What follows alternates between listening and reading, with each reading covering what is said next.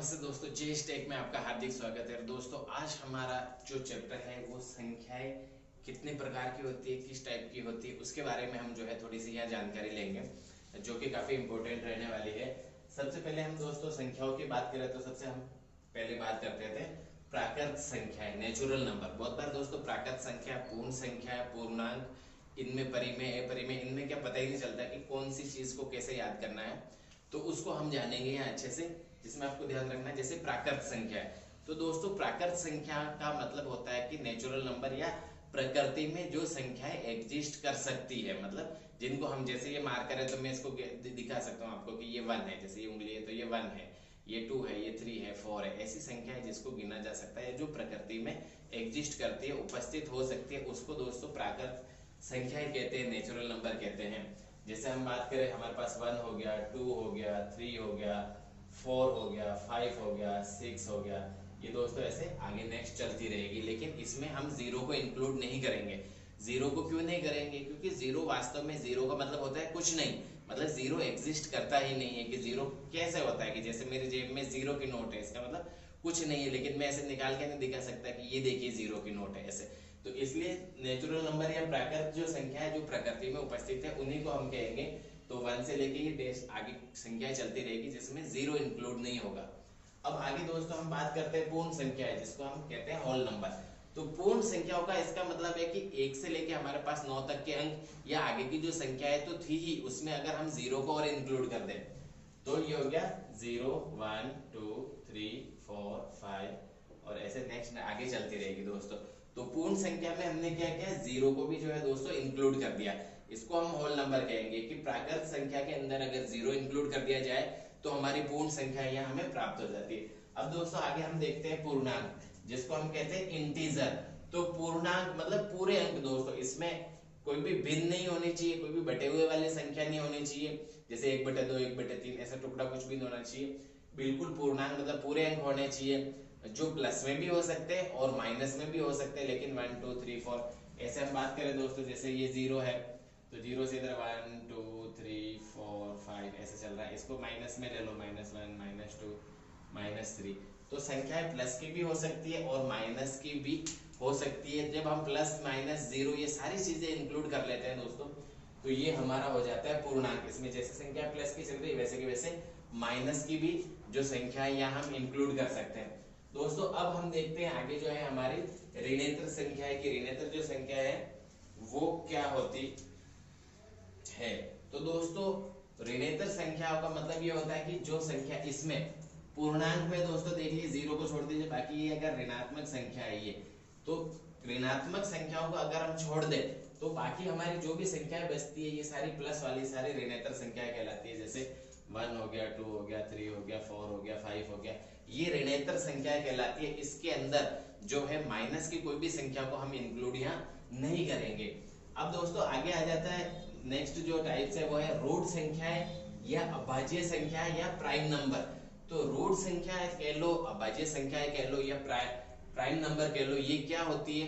तो ऐसी संख्या है, तो सिंपल लैंग्वेज में हम ध्यान रखते हैं कि ऐसी संख्या है जो एक के पहाड़े में आती है और खुद के पहाड़े में आती है, मतलब इन संख्याओं में एक का भाग जाता है और खुद का भाग जाता है। इसके अलावा ये किसी भी संख्याओं में जो किसी भी पहाड़े में या किसी भी संख्या से ये भाज्य नहीं है, वो सारी संख्याएं कहलाती है अभाज्य संख्या। देखिए दोस्तों इसके नाम में लिख रखा अभाज्य, भाज्य मतलब भाग जाना और अ मतलब नहीं, मतलब भाग नहीं जाता किसका, और किसी संख्या का नहीं, खुद के और एक के अलावा जो है किसी संख्या का जो है भाग नहीं जाता। जैसे हम बात कर लेते हैं यहाँ जो 2 हो गया 4 में जाता है, 3 हो गया, 5 हो गया, 7 हो गया, 8 9 10 11 हो गया, तो ऐसी संख्या है। तो ये देखिए संख्या दोस्तों ये खुद के पहाड़े में आती है, एक और खुद से ही जो है मतलब भाज्य होती है। यहाँ हम बात करें इस 2 की, तो दोस्तों 2 जो है सबसे छोटी अभाज्य संख्या है, जो सम भी है और अभाज्य भी है। तो ऐसा अगर क्वेश्चन आ जाए कि ऐसा एग्जांपल बताइए, ऐसी संख्या बताइए जो सम भी है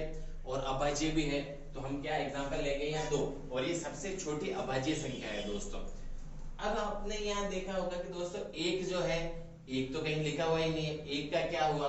तो दोस्तों हमें ध्यान रखना, एक जो है ना तो वो अभाज्य है और ना ही वो भाज्य है। तो एक जो है वो किसी में भी आता नहीं आता, ना तो वो भाज्य संख्याओं में आता है, ना ही वो अभाज्य संख्याओं में आ जाता है। आगे हम बात कर लेते हैं दोस्तों भाज्य, यौगिक, संयुक्त या कंपोजिट नंबर। तो जब भी क्वेश्चन आए कि भाज्य संख्या है, यौगिक संख्या है, संयुक्त संख्या है या जो है हमारा कंपोजिट नंबर, ये संख्याएं क्या होती है, तो इसमें ध्यान रखना है दोस्तों, जो संख्याएं एक के पहाड़े में आती है, खुद के पहाड़े में आती है, इसके अलावा एक और किसी ना किसी पहाड़े में ये जरूर आती होगी, उसको हम कहेंगे भाज्य संख्या है। तो दोस्तों ये ध्यान रखिए, जैसे हम बात कर लेते हैं, जैसे 4 हो गया, अब 4 का हम भाज्य क्यों कहेंगे, क्योंकि दोस्तों देखिए एक के पहाड़े में आती है, 2 के पहाड़े में आती है, 4 के पहाड़े में आती है, मतलब खुद के एक के अलावा और किसी ना किसी एक पहाड़े में जरूर आनी चाहिए, वो सारी संख्याएं कहलाती है भाज्य संख्या या यौगिक संख्या, संयुक्त संख्या या कंपोजिट नंबर। आगे दोस्तों हम बात कर लेते हैं सह अभाज्य संख्या, सह अभाज्य संख्या जिसको हम कहते हैं को प्राइम नंबर। तो दोस्तों दो ऐसी संख्याएं जिनका अगर हम में से लेवे या हम उनका जो है दोस्तों एचसीएफ अगर निकालते हैं तो वो एक ही आता है। तो जैसे हम यहाँ एग्जांपल की बात कर लेते हैं 2 और 3, तो 2 जो है वो 1 के पहाड़े में आती है, 2 के पहाड़े में आती है, 3 की हम बात करें तो वो 1 के पहाड़े में आती है, 3 के पहाड़े में आती है। तो इसका मतलब अगर हम इनका एचसीएफ निकालेंगे तो दोस्तों या कॉमन निकालेंगे तो इसमें यही आएगा 1। तो हमेशा जो है इनमें एक ही जो है कॉमन आता है या एचसीएफ एक ही आता है, इसके अलावा इनमें कोई भी संख्या कॉमन नहीं आती, वो कहलाता है को प्राइम नंबर। नेक्स्ट हम बात कर लेते हैं दोस्तों युग्म अभाज्य संख्याएं। युग्म अभाज्य संख्या, युग्म का मतलब होता है जोड़ा, तो ट्विंस जो प्राइम नंबर क्या होती है, तो ऐसी दोस्तों संख्याएं जिनके बीच अंतर होना चाहिए 2 का, जैसे 3 और 5 की अगर हम बात करें तो 5 में से 3 घटाएंगे तो 2 का अंतर आता है, और उनका जो है एचसीएफ भी दोस्तों 1 होना चाहिए। अब आगे हम बात कर लेते हैं 5 और 7 की, तो 7 में से 5 माइनस करो तो भी इसमें 2 ही आता है, तो 2 का अंतर हो और वो अभाज्य संख्याएं भी हो, तो इनको ट्विन प्राइम नंबर या युग्म अभाज्य संख्या हम कह सकते हैं। आगे दोस्तों हम बात करते हैं सम संख्या की। सम संख्या को हम कहते हैं इवन नंबर, इवन नंबर या सम संख्या कहलाता है। तो दोस्तों दो तरीके से इसको ध्यान रख सकते हैं, या तो हम ध्यान रखें कि ऐसी संख्याएं या ऐसी सारी संख्याएं जिसमें 2 का भाग जाता हो, किसका भाग जाता हो, डिवाइड बाय 2, 2 का भाग उसमें जाता हो, या फिर हम बात कर सकते हैं ऐसी संख्याएं जिनमें इकाई का अंक क्या है, इकाई का अंक, इकाई का अंक क्या होना चाहिए दोस्तों, 0, 2, 4, 6, 8। अगर 0, 2, 4, 6, 8 इनमें से कोई भी संख्या अगर इकाई के अंक में है तो जो है इसको सम संख्याएं कहेंगे, और ये नहीं है तो इसको सम संख्याएं नहीं कहेंगे। आगे हम बात कर लेते हैं विषम संख्याएं। विषम संख्याएं क्या होती है, तो दोस्तों जिनमें 2 का भाग नहीं जाता वो विषम संख्या, या हम ध्यान रख लेते हैं जैसे हमारे जो है इकाई का अंक है, इकाई का अंक यह क्या होना चाहिए, 1, 3, 5, 7, 9, या हम ये कह सकते हैं कि जो संख्याएं सम नहीं है वो बची हुई सारी संख्याएं विषम ही है। तो दोस्तों ये था संख्याओं के बारे में कुछ, मिलते हैं नेक्स्ट वीडियो में, थैंक यू।